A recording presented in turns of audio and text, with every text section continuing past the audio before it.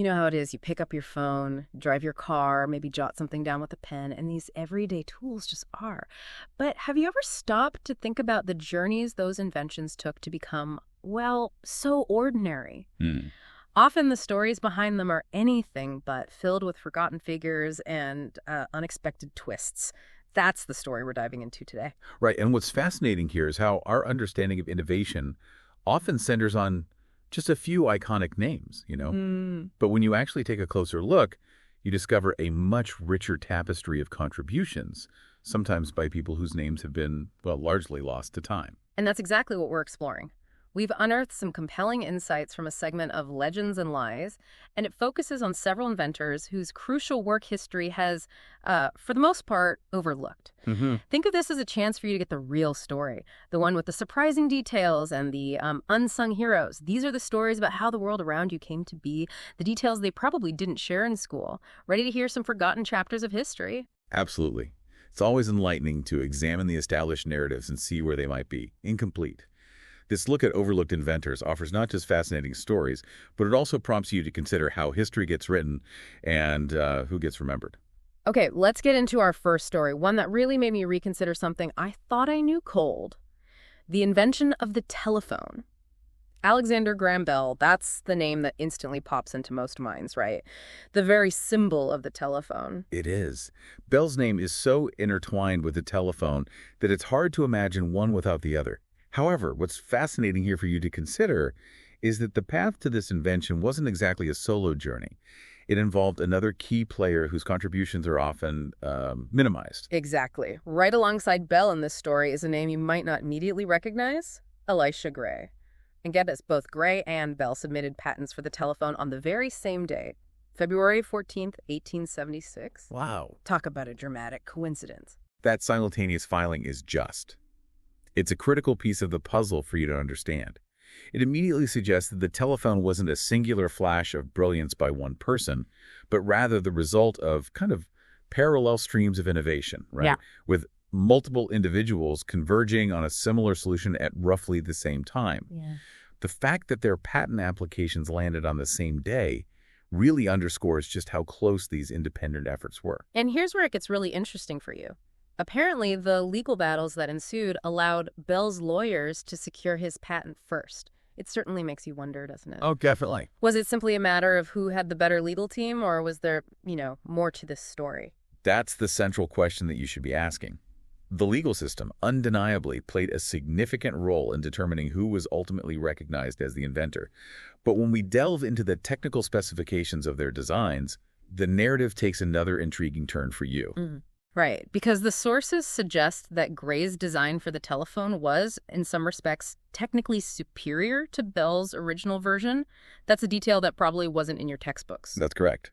Many historical accounts indicate that Gray's design utilized a liquid transmitter, which is a method that many engineers at the time believed offered potentially better sound quality.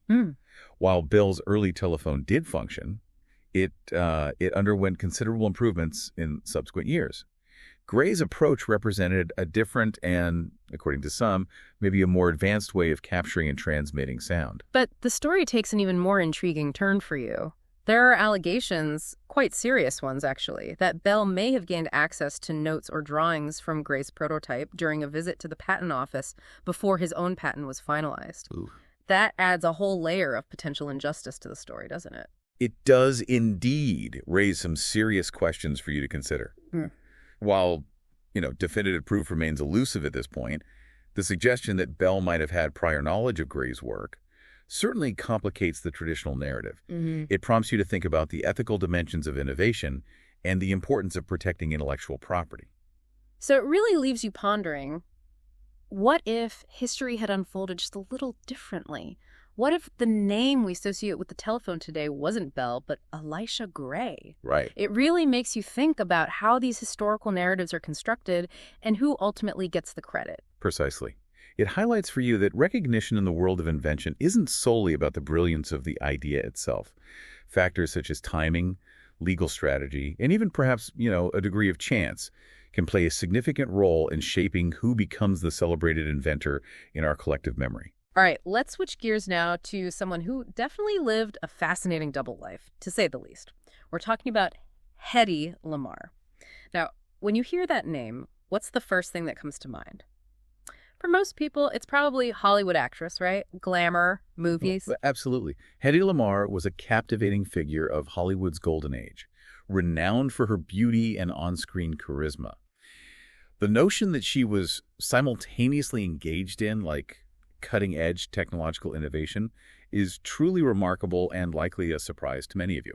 And that's the truly incredible part of her story for you to discover, because in the 1940s, while she was gracing the silver screen, she was also co-developing something called frequency hopping spread spectrum technology. Sounds pretty complex, doesn't it? It does sound technical, but the underlying principle is actually quite ingenious and has profound implications for the technology you use every single day. Right. Imagine trying to follow a conversation on a radio frequency that constantly and unpredictably jumps between different channels. That's the essence of frequency hopping. It makes it incredibly difficult for anyone to intercept or jam the signal. And the motivation behind her work wasn't just like intellectual curiosity. This was during World War II, right? And she specifically conceived of this technology to prevent the jamming of radio signals used to guide torpedoes. Yeah. A Hollywood star contributing to the war effort in such a significant technical way, it's quite astonishing for you to consider.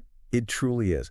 Her innate understanding of the principles involved, coupled with her desire to contribute meaningfully during a time of global conflict, led to a truly groundbreaking solution to a critical military challenge.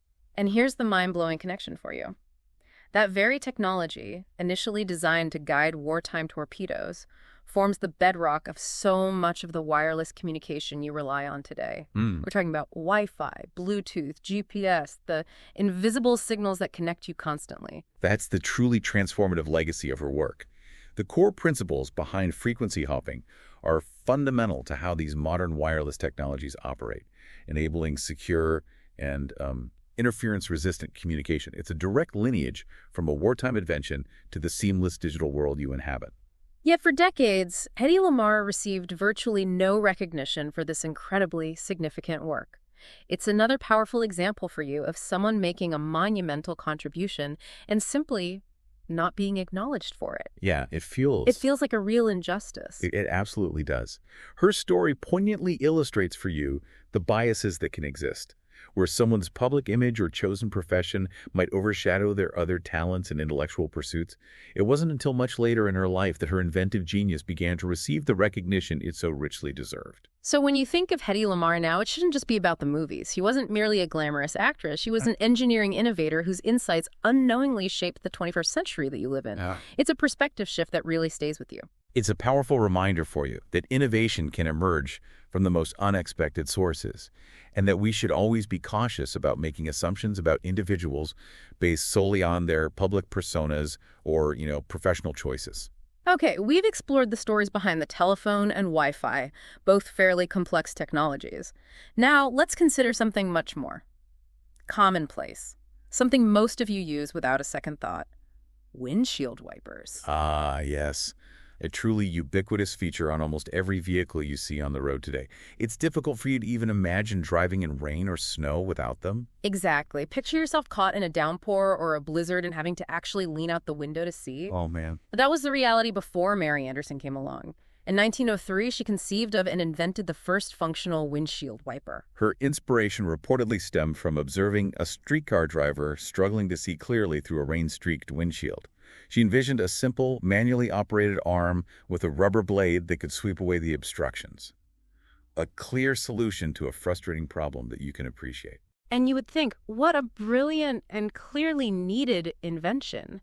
But the initial reaction from car manufacturers at the time was, well, they dismissed her idea. They didn't perceive the need or the value. It's hard for you to believe now, isn't it? Is quite astonishing in retrospect for you to consider. It highlights a certain inertia and resistance to new ideas, even when those ideas seem inherently practical and address a readily apparent problem that drivers like you faced. Right. Perhaps there were concerns about cost or mechanical complexity, but their initial rejection certainly delayed the widespread adoption of a now essential safety feature that you depend on. And that adoption took quite some time. It wasn't until 1922, almost 2 decades later, that windshield wipers finally became standard equipment on automobiles. Wow, 20 years. Just think about all those years drivers like you were navigating bad weather with limited visibility. That significant delay underscores for you the hurdles that inventors often face in translating their innovative concepts into widespread practical use. It requires not only the initial spark of ingenuity, but also persistence, and often a shift in prevailing industry attitudes before an invention benefits people like you on a large scale. And the unfortunate part of this story for you is that Mary Anderson never really received significant financial benefit from her incredibly important creation. Hmm. She did secure a patent, but the initial lack of interest meant that she didn't really profit when they eventually did become a standard feature on cars that you might drive. That's a recurring theme that you might notice in many of these narratives of overlooked inventors. They conceive of something truly transformative that ultimately benefits countless people, but the financial rewards often accrue to those who commercialize or popularize the invention at a later stage. It really is a shame for you to reflect on.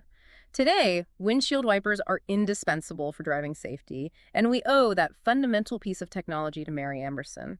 Yet, as our source points out, she remains one of history's most underappreciated innovators, someone you likely haven't heard much about. Yeah. Next time it's raining while you're driving, maybe take a moment to remember her contribution. A very important point for you to keep in mind. It's often the seemingly simple, everyday inventions that you take most for granted, yet they frequently have fascinating and often unheralded origins. Now, let's turn our attention to another ubiquitous item, something you probably have within arm's reach right now or used recently, the ballpoint pen. Another incredibly commonplace tool that you likely use without a second thought. It's hard for you to imagine a world without the convenience of a reliable, portable writing instrument like the ballpoint pen. Exactly. Before Laszlo Biro came along, the standard was the fountain pen, which, let's be honest, could be rather inconvenient for you. Messy, prone to leaks, and constantly needing refills. A bit of a hassle, wouldn't you agree? Fountain pens certainly possessed a certain elegance, but they weren't always the most practical choice for everyday use by people like you, especially for quick notes or when used in less than ideal conditions. The ink flow could be inconsistent, and the risk of smudges and spills was a constant source of frustration for users like you.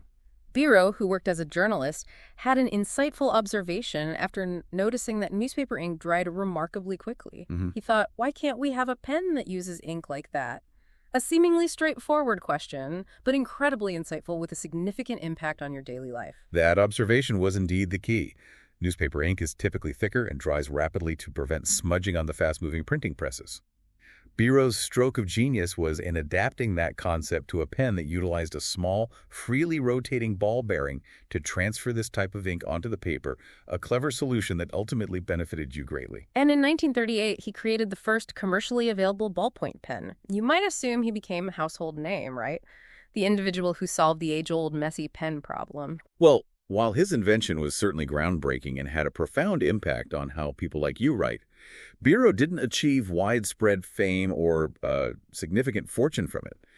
His original design was later patented and popularized by other companies, particularly after he relocated to Argentina during World War II. So, while he had the initial brilliant idea that you now benefit from, others were more successful in bringing it to the masses and profiting from it. Right. It's another instance of the original inventor not fully reaping the rewards in terms of either recognition or financial gain for the convenience you now enjoy. It underscores for you the intricate relationship between invention, patent law, and the complexities of commercialization. Having a truly innovative idea is only the initial step. Successfully navigating the process of bringing it to market and protecting your intellectual property are equally critical, as Biro's story illustrates for you. Today, billions of people around the world use Biro's invention on a daily basis, you being one of them.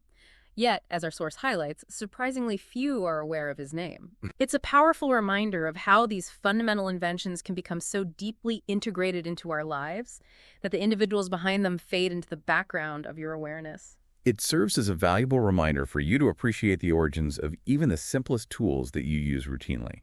Often there's a compelling story of innovation and perseverance behind them, a story that, like Biro's, might remain untold to most people like you.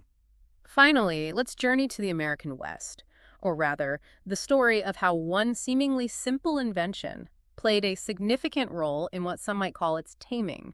We're talking about barbed wire. Barbed wire. Now, you might typically associate it with keeping livestock contained in fields. That's the common association that likely comes to your mind. Barbed wire is widely linked to agriculture and the management of farm animals. However, its influence extended far beyond the realm of ranches and pastures, fundamentally reshaping the landscape and society of the American West for people like you. But our source material makes a compelling case that barbed wire actually transformed the course of American history. Prior to its widespread adoption, the American West was largely open, unfenced land where cattle roamed freely. This led to numerous conflicts over territory and resources. In many ways, it was a lawless frontier that impacted the lives of early settlers, like you might imagine. The vast, unfenced expanse of the West presented immense challenges for settlers attempting to establish clear property rights and effectively manage their livestock.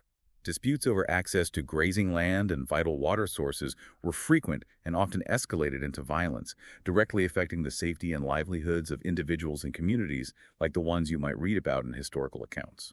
Then comes Joseph Glidden, an Illinois farmer. In 1874, he invented the first commercially successful form of barbed wire. It might not sound as revolutionary as a telephone or the technology behind Wi-Fi, but its impact on the lives of people like you who lived in or moved to the West was profound. Glidden's innovation provided a relatively inexpensive and remarkably effective method for settlers to clearly demarcate their land and safeguard their livestock from wandering or being stolen. This seemingly simple barrier had far-reaching consequences for land ownership patterns, agricultural practices, and the very structure of communities that were emerging in the West, directly influencing the lives and opportunities of people like you. Suddenly, individuals could clearly define their property boundaries, prevent their cattle from straying, and keep other ranchers' herds off their land. It played a crucial role in establishing order and reducing those often violent territorial disputes that would have impacted you had you been a settler. Exactly. By establishing clear and enforceable boundaries, barbed wire played a pivotal role in resolving conflicts over land use and fostered a more settled and organized society throughout the West, creating a more predictable and secure environment for individuals and families like the ones you learn about in history. It facilitated the development of private property ownership on a large scale and enabled more efficient and sustainable land management practices that benefited communities across the region. And our source makes a rather bold assertion. Without Glidden's invention of barbed wire, the Wild West, as we understand it, might never have been truly tamed. Wow. That's a powerful thought for you to consider, especially given how infrequently he's mentioned in history books compared to some of the more romanticized figures like cowboys and outlaws of that era. It is a powerful assertion, and one that carries considerable weight when you consider the practical realities of settling and developing the American West. While the popular image often focuses on individual exploits and dramatic confrontations, it was fundamental innovations like Glidden's barbed wire that laid the essential groundwork for the social and economic transformation of the region, directly shaping the lives and experiences of countless individuals and communities that you might study. So here's a farmer from Illinois who invented something that appears so simple, yet it unleashed this massive ripple effect across the entire American West. It really makes you appreciate how even seemingly mundane inventions can have profound and far-reaching historical consequences for entire societies, including those that shaped the world you live in today. It strongly underscores for you the importance of considering the broader societal impact of inventions, not just their technological sophistication. Glidden's barbed wire addressed a fundamental need in a specific context and had transformative consequences for the development of a nation, directly impacting the lives and livelihoods of countless individuals and shaping the landscape that you might still see remnants of today. Well, this has truly been an insightful deep dive into the stories of these 5 often overlooked inventors. From the near inventor of the telephone to the Hollywood star who was instrumental in the creation of Wi-Fi, the woman who made driving safer for you, the mind behind the ubiquitous ballpoint pen, and the farmer whose invention arguably tamed the West. It's clear that the narrative of innovation is brimming with surprises and the contributions of individuals who haven't always received their due recognition. Indeed.